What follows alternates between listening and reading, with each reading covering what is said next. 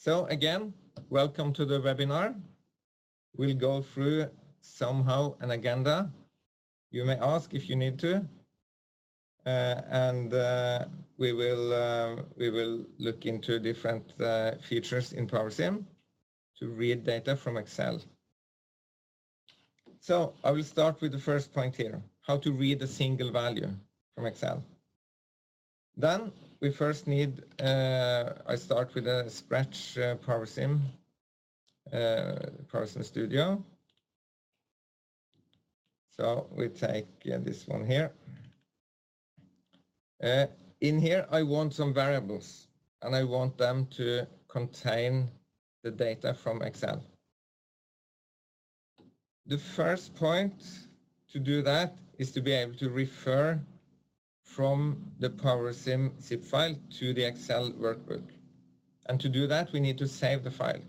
So it's as simple as saving the file in Powersim. Read from Excel, I call this one. Then I also need an Excel file to read from. Normally you would have that from before, but in this case, I make a new one there as well. So I create a new Excel workbook. This one here, I just choose a blank workbook.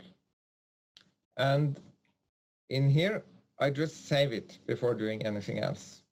And now I normally save this on the same directory as the other one. Let's see here on projects webinar Excel. This is where I saved the Powersim file. So I choose here to save it as data from Excel, like this.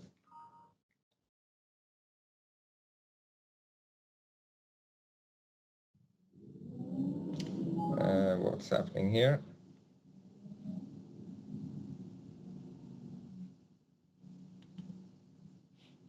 Let me try again to verify where this file is saved.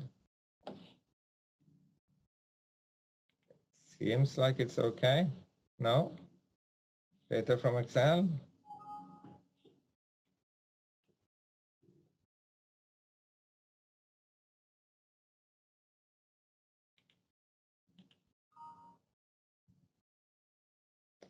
Well, this is a demo effect. Excel doesn't allow me to save here. Okay, let's just make another directory then. This is a shared, it's actually a file on the network. So I go back here and say I want to save it on my C drive. So I go here on C, I go to my temp directory, and I make a new folder, Excel, I call it, and here I save the file.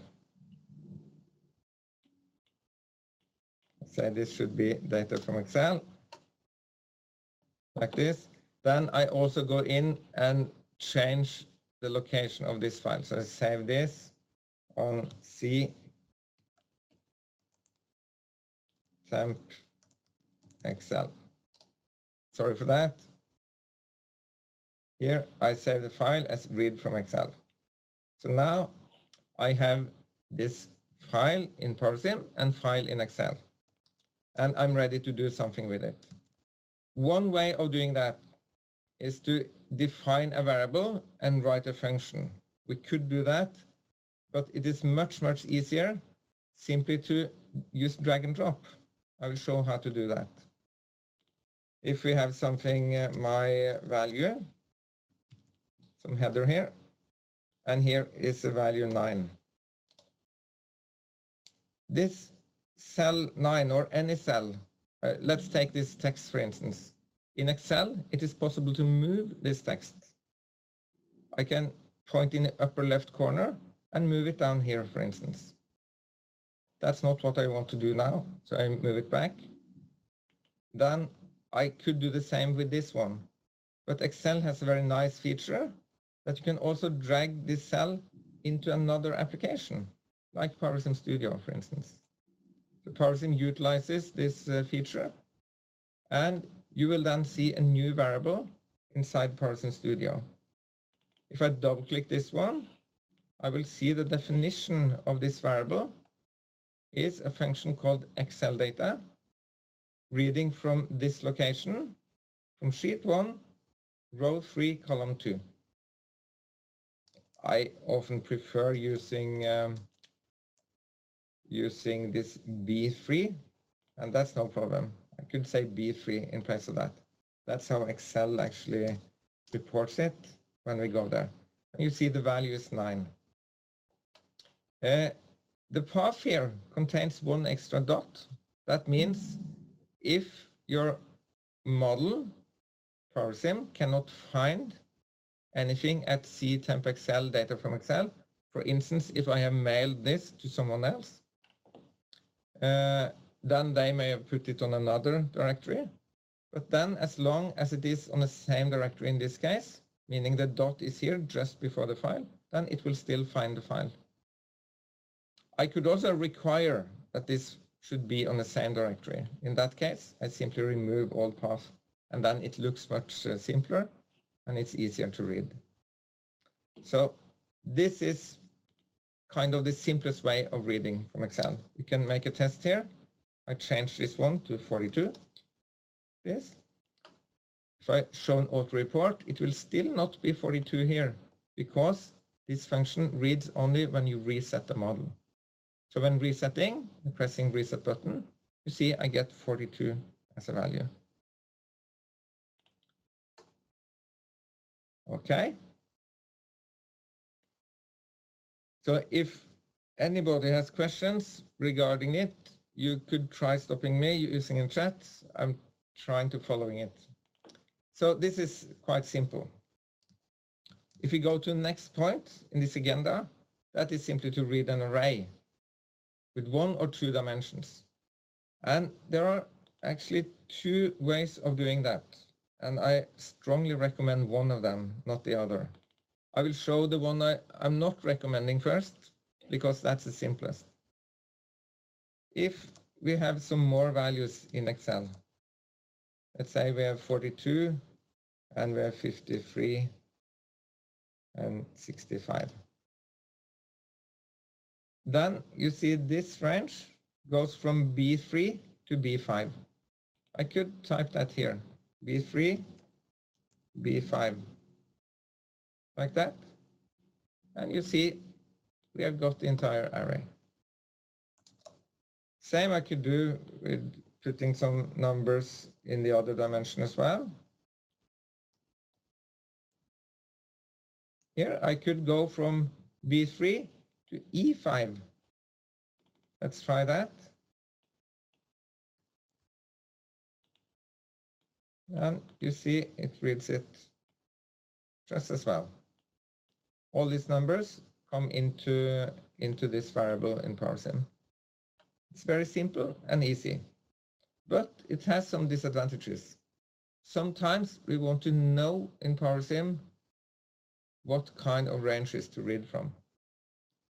So the recommended way of doing this is, rather than putting the range here, I put the range here. So I say I want to read 3 rows and 4 columns.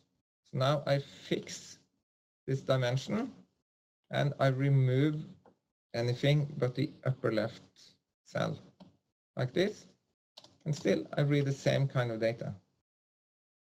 I'll come a bit back to why this is a better way, but this is kind of how I would recommend doing this. So, as you see now, if I increase this one to the 5th element, then this one increases without changing the range or anything. This 5th column only has zeros. So if I want to put data there, I simply put it here, 66, 77, 88, like that. Then resetting the model, you'll get those values in here. Sometimes when you do this, you may need to save the Excel file, like this. I didn't do that now. Still, I got the values, because Powersim, when doing this the first time, for instance, when opening the model, then it first checks if Excel has this file open. In that case, this function will connect to Excel. If Excel is not open, containing this file, then it will go more directly on the file. So then if you open Excel after that, Excel doesn't send any message to all the other applications that I'm now opening this file. So Powersim doesn't know that this file is opened by Excel. So in that case, you will have to use the Save button in Excel. So rule of thumb is if you don't get the values immediately, then save the Excel file. Okay, so back to these ranges. One good reason of reading only one cell here is that in many cases you want an enumerated range as dimension. So for instance, if this 1 to 3 had been some cities, you could go in here and define a new range. Cities could be London, Paris, Rome, like that. Now I defined it in a definition box. I could use add element and so on. In here, then I say in this variable that rather than 1 to 3, I want to use cities. And that would not be possible or it wouldn't choose cities automatically if I just choose range here. It would work if the number was the same, but then if adding something in Excel or adding something in a range, you would get an error message. So it's better doing it this way and rather keep the values intact. Cities there, you see I get one row for each city. Okay, if we get time, I will come to the point of dynamic ranges, where we can look at how to define these names in Excel. That is very useful. But it's not available in all editions of Powersim Studio, so that's why I postpone it now. Okay. Then I go to the next point. That is to read a known text. For instance, yes or no. If I have another setting in Excel here, let's say here,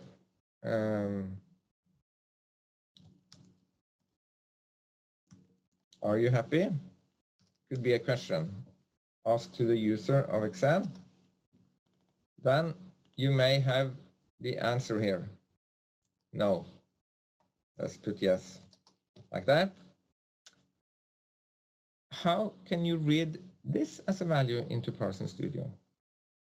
That is possible as long as Studio knows what kind of text you will have here. So if we go back to the model, I could define a range, same kind of range as it is, for instance. Say here, I add, we could call it yes, no, like that. I say it's defined as yes and no. It has two elements, this range. I'm not using this range in any variables. I just keep it there. I will show first something called display as, how that works, regardless of reading from Excel. If I have a value here, and this value is 2, and I define it as an integer, then I could say here I want to display this value not as the number, but as a range. If, for instance, I say display as cities, like that, then you see it shows Paris, because Paris is the second element in the city range. If I change to 1, I get London. 3, I get Rome. If I choose 4, I get nothing, because there's only 3 cities. Only 3 cities are defined in this range cities. But I get the value, though, and a question mark. If I choose my yes-no range here, I get the same. There are not 4 elements in yes-no. But if I choose 1, I get yes. 2 gets no. And this feature may be used the opposite way as well. In this auxiliary, it shows as no. If I put it in a table, for instance, let's make a small table cell there. Then you see this value is shown as no. And it also works on some kinds of input. For instance, if I choose a switch control, I can switch between these values. Then this must be a constant, and I could have used it as input. But now I want to use this as input from Excel. So in place of going from a number to a text, I would like to go from text to a number.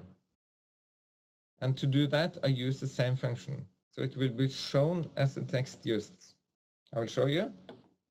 We may also need to reload Powersim, the model, when doing this.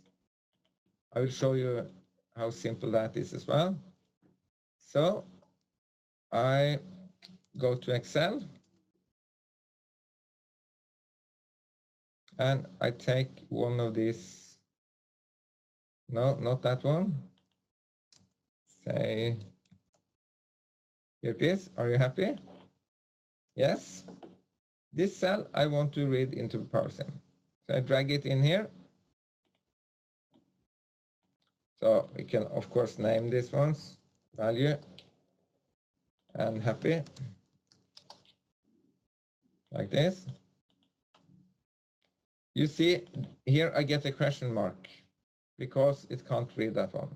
I do the same with the path here, remove that. And I say, I can also change this one. You see it is not that one. It is B9. So I replace here B9. It reads something, but no value yet. To cope with that, I need to say that this function should use display as. I also need to tell here which range to use. So I say display as, and I say here, it also tells me that it may only be used for display as specified in units. I do that here. Display as, yes, no. Also something I need to specify here is which language I have. In Powersim, we can translate a model, but still keep the old names from the old language. Therefore, there will be a language prefix according to each kind of language. Now I'm using English UK. So what prefix do I have there? The best way of finding that is to go to the ranges. You see this yes, no. In German, it is ja, nein, and Norwegian also ja, nei. We could have many names here in different languages. Excel only has one language, so we need to specify which language we are on. And let's say I don't know that it is ENG, we have as a prefix here. To find that, I simply go on the View menu, make sure this language prefix is on. Then I go here and specify neutral language. Then you will see which prefix is used for this specific text. And we know it is yes and no we want to look at now. These are not case specific or case sensitive, so the capital Y is not a problem. So ENG is a text I also need to send into the function in here. I go back to the specified language. I say here that I want English. And now something that may be a bit confusing, but also important. The display as and this language is in the same parameter. These are just some flags. So I do not use a comma or in some languages semicolon. I do not use that here, just a space. Double quotes, ENG, double quote again. It also tells me we must have an integer type. That's okay. And I press OK. Now actually this value should be read. I'm resetting it. If it's still not there, then you actually need to save the file and reload it. Simply go there, then reset the model again, and you will have the yes value. A bit confusing doing that reloading and resetting. That's something we're working on. But you see, now if going to Excel, I can say no. Note I'm using non-capital letters here. That's not a problem. Then when resetting, I get no here. And this is actually a value. So now if I put this cell in here, then you will see that this will also change. If I go back to yes, you should be happy. Here, reset the model, and you see it changed to yes here as well. If I want to look into the value of this one, then I cannot remove this display as, but I can use it in another variable as a value. For instance, by using an if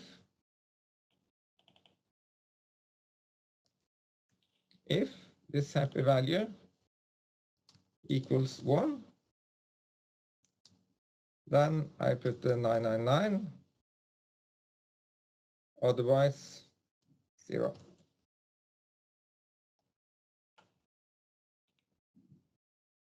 So you see here, this one is acting according to this value. 999, going back here to no, reset, I get 0. What we often do, rather than using these numbers, I know that 1 here is the first element. What we can also do in that is to say that I want to use the numerical value of yes. That is not possible if you use a dynamic range, because then it wouldn't know yes. But when the range is defined as it is now, as a normal enumeration range, as we have here, yes now is an enumeration range containing these two elements, then Powersim knows what yes is and not. So then we can use this this way. That is more readable.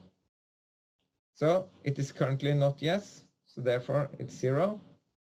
If I go back to Excel and say yes here, then when resetting, you see we get the number 999.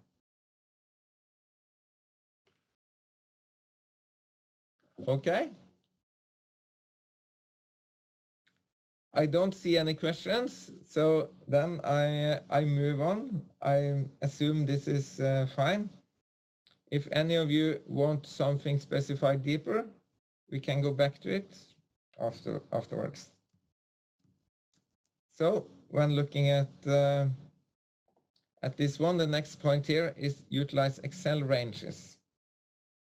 because let me show you a typical problem.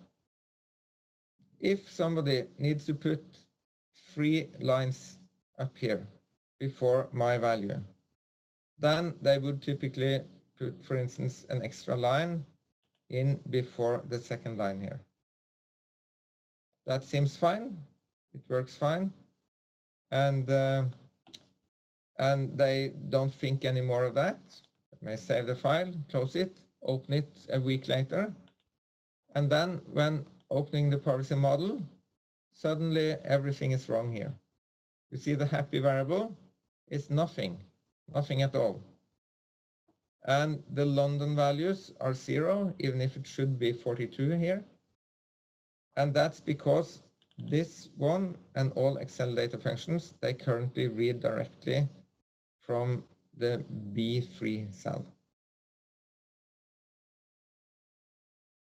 So that's, you could say it's a mistake inserting those lines.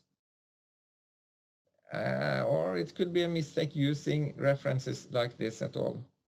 If you think the probability is high that somebody may be putting some lines in there or extra columns, making the cell move, then you should use another way, and that's utilizing the ranges in Excel.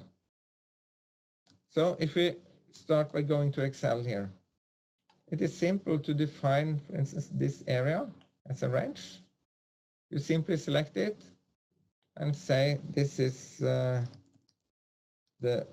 values, for instance, like that. And this is the happy flag. Just call it happy. So now you see here, I have 2 ranges in Excel. When defining them like this, they become global ranges in Excel, meaning if I make another sheet here, and then I can still go to these ranges. That's important when you want to read this from Powersim, because you cannot have both a specified sheet and a range. So this is the only kind of Excel range you can use for this purpose. If I now go to the values, it will select this area. Same with happy, and it selects this one. And these references I can use. Same goes here. I can only use one corner of this. So I normally use the upper left corner. Same cell as I have used before. To do that, it's pretty simple. I no longer need the sheet. Remove that one.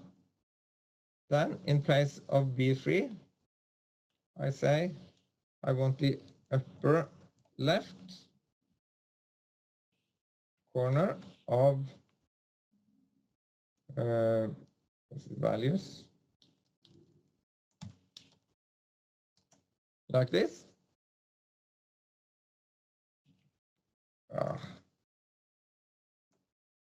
Pick on me. The values, sorry. So now it found the values. And since I have these dimensions here, it still reads entire. So this is simply the same as reading reading from B3 in sheet 1. I blank the sheet and use the upper left. Here I don't need any language prefix or anything, because this text does not have several languages in Powersim. This is a part of the definition, so this one will never change. Even if you translate it, it wouldn't make sense to translate this one, since it's a reference to Excel. But when using other names, like the names of the cities, they could be translated. Also the names yes, no. Okay. Very simple and effective way of avoiding problems. I've done that for this variable, not for this one. So this one is still blank. So same here. Here I will get a combination of all this, but that's no problem. I say blank sheet and upper left of happy. I remembered it now. Okay, like that. Now, since this is using the display as, I may need to not only reset, but I need to reload. Simply save and say read from Excel and reset again. Then I'm getting the yes value from Excel at the correct range. So now I can shuffle as much as I want, as long as another reference within Excel would be able to get it, then Powersim can get it. So adding this extra line now is no problem at all. And save this, reset this one, and I still read the values. I forgot to show you what happens here when reading these names. If I put another name here, if we say don't know, like this, for instance, when resetting now, you see I get a question mark because that text is not known in this yes/no range. Also in cities, it doesn't know that one. So it's a difference between reading a blank text.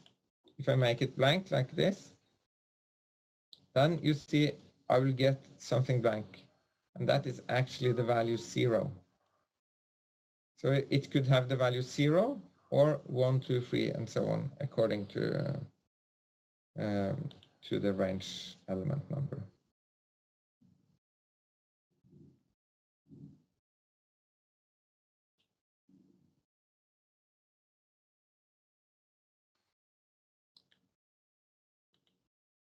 This is also possible in previous versions of Powersim Studio.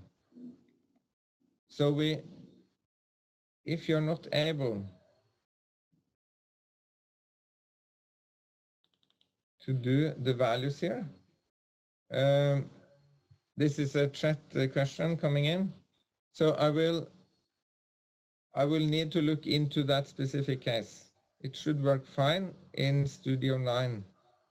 You may need a feature pack to do it. I'm not 100% sure when it came, but perhaps you need a service and upgrade agreement to be able to use that feature pack. But we can take that privately afterwards. Please send me an email on that, and we will look into it. Okay. Ah, it works. It was removing the worksheet. That's important. I'm happy it works. So, happy. We need to go to the happy sheet and say something sensible, which is yes. Always happy when it works. So, next point in this. There are no more questions now. I promised you a 2-minute break, but I think we should skip it if we should do this in time. Then we may need to do these 3 points as well. If you really disagree to that, please send us a chat as soon as possible, and then we'll do the break. Dynamic ranges.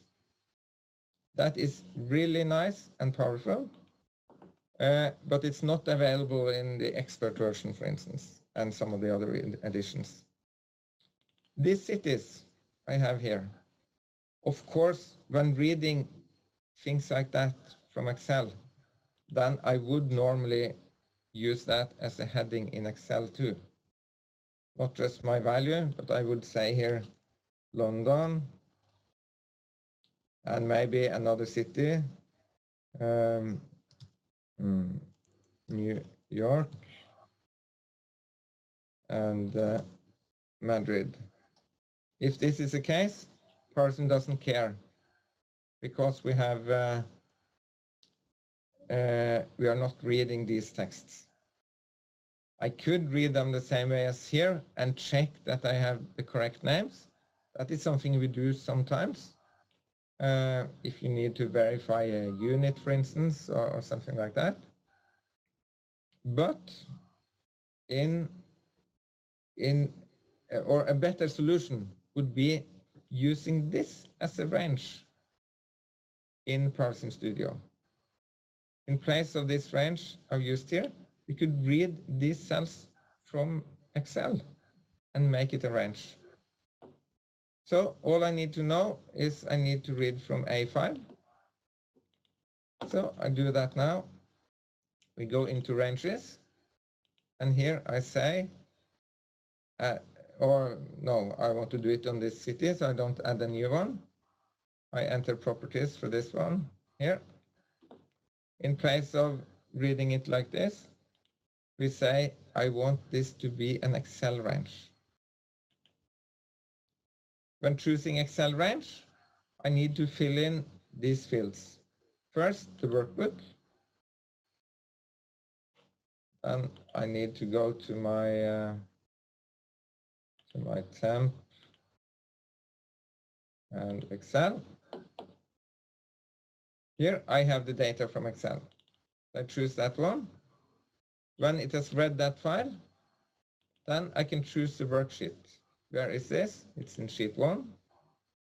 What direction do I want to read these values or these names? In this case, it's vertical. Then I've already forgotten the cell A5. Put that here, A5. I could here as well use A5 colon and A7, for instance.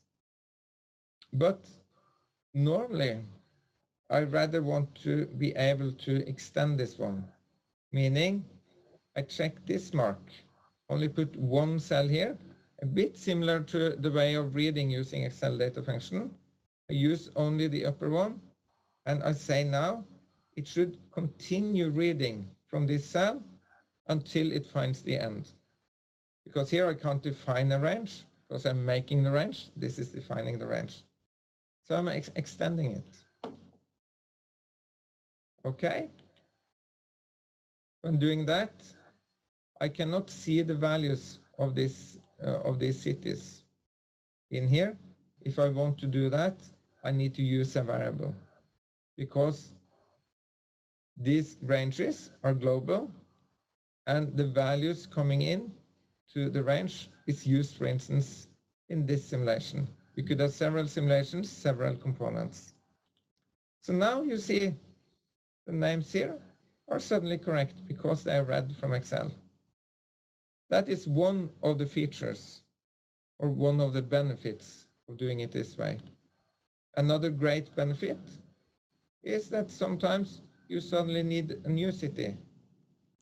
Then simply go into Excel and define the last city. Bergen, that's the city I'm sitting in now. Here, 11, 22, 33, whatever values. Then, when resetting the model, the last city is there. It's extremely simple and easy. And you read even with this 1 to 5 dimension. That could, of course, be a range as well, and it could be dynamic. You could read a dynamic range from these cells the same way as you do this. But often you would have year numbers or some other index on these ones. So this is absolutely a recommended way if you're reading from both existing or Excel books you're making to work with the project. Okay.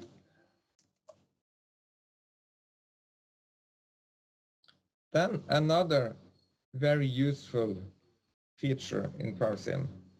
As you know, Excel has 2 dimensions if you look at it like this. It has rows and columns. Then Excel is wonderful because you can easily copy the definitions here. So, or currently, I just have fixed numbers here. but in other cases you may have formulas and so on. And then it's very useful to use Excel as long as you have 2 dimensions. If you have a third dimension, then you may have some issues of reading 3 dimensions. Let's say for each of these cities, I want to read a 2-dimensional array. And to do that, I can rather utilize the sheets in Excel than using some complex splitting inside here. I could easily split them, but then it gets very complicated if I want another element, to add a new element, for instance, because I would need to insert at many places. If you have 100 cities or so, that may be time consuming. So what you can do is simply to say the first dimension of the variable should be the name of the sheet. For instance, if I make a sheet here called London, let's stay only with that one now. I have a sheet called London, and here I put some values. 1111.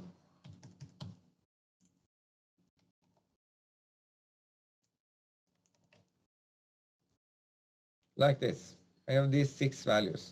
So I want to read a 3 times 2 array from each city.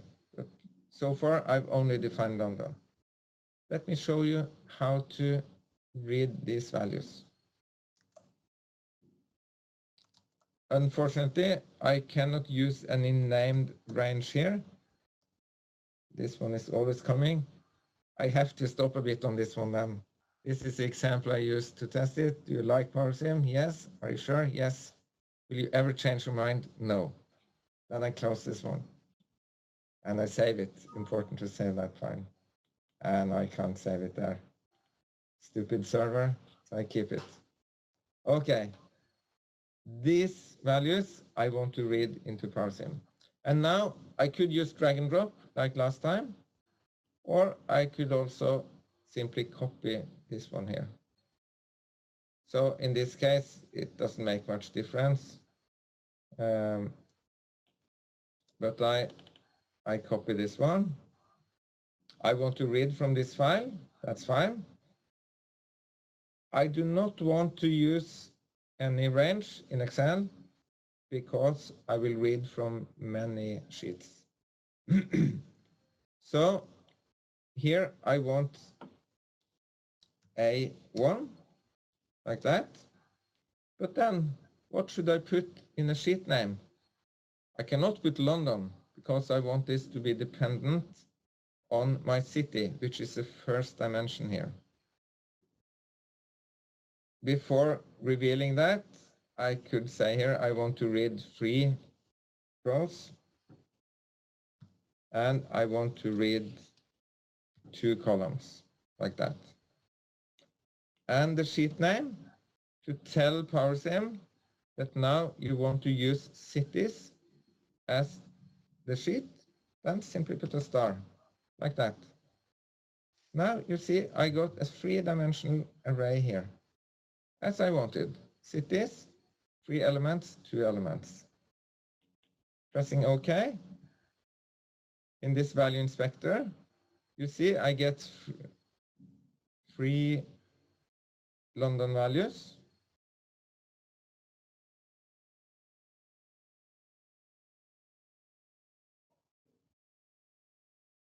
I wanted 6. Yeah, of course, 2 in each of them. There are 6 London values. But I have no values for New York, Madrid, or Bergen.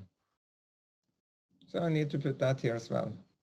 So the simplest then is to copy this sheet and say, let's put Madrid. I may not have values for the others. I make some changes there. Reset the model. And you see I've got the Madrid values all into one variable. Very easy and simple. And you can utilize this with dynamic ranges or fixed ranges. But if you use fixed ranges, you will issue one small thing here, because the dynamic range I read from Excel, which I read from here. Of course, in a real case, you may make a separate sheet called the ranges or something like that. Lists is often used. You make one sheet called lists where you have all these dynamic ranges with one heading and where they're used and so on, and usually one column for each kind of range you read. So it's a bit special doing it like this, but that's also easiest in a small case like this. But these names I read from Excel, they come from Excel, so they have only one language. Let me show you this other variable. I now have London and Madrid. If I change this to another range, I call it cities 2. And it asks me, do I want to create it? Yes. Name should be cities 2. This should be a normal enumerated range. I put in London and Oslo, for instance. Not Madrid here and not the others. Just to show what happens. Then I get this message. I have to specify a language because my cities 2 I could translate, so I have those city names in several languages. So the solution is simple. I go in here and say I add this language. If I forget it, I go and select neutral here, but I remember now it's ENG. Then I get an error message. It cannot find Oslo in this Excel file. This message is now given because I'm using a known range. So then it has the ability to warn me when having this situation. In the previous case, when using the dynamic range, I did not get any message like this because it wouldn't be able to tell at the time it compiles this. So then the message, you could say, is only that you get a question mark. Now it has the ability to tell me. So I say OK, and I go to Excel and make another copy here, calling this one Oslo. Let's put another value here, like this. Then I can reset, and you see I get values for London and Oslo. 3312, the last change we did.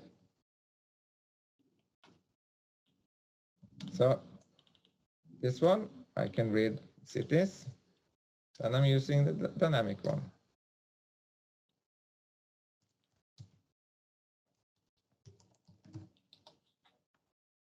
I call this fixed version. So the fixed version requires kind of that there is something in Excel. You could still have question marks if there's a text or something there. But the dynamic version, you see for London, it reads the same values, but it also reads Madrid. And if I'd added New York and Bergen, it would read those as well. It's very effective, these things. So, not any more questions on this. I have 2 minutes, and I would like to show you how to write values back to Excel. It is very simple. I may do it a bit too quick now, but I simply say here that in Excel, I start by making a new Excel file, and that should be a template, not a yeah, or I can start.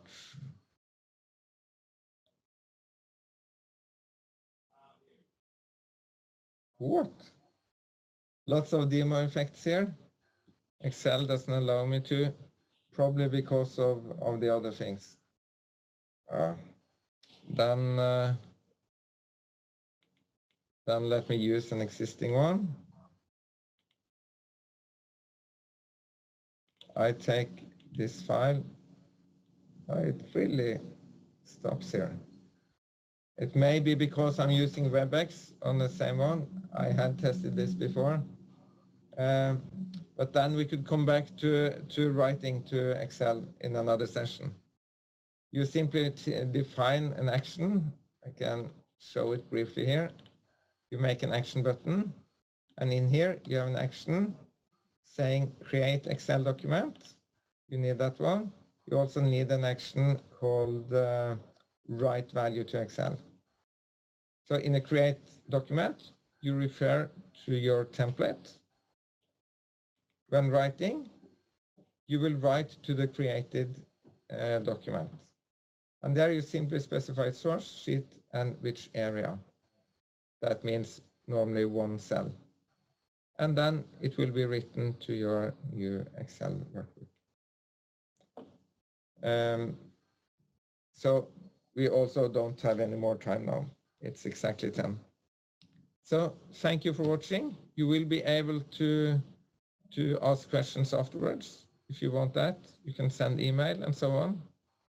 But that's it for now. Have a nice day.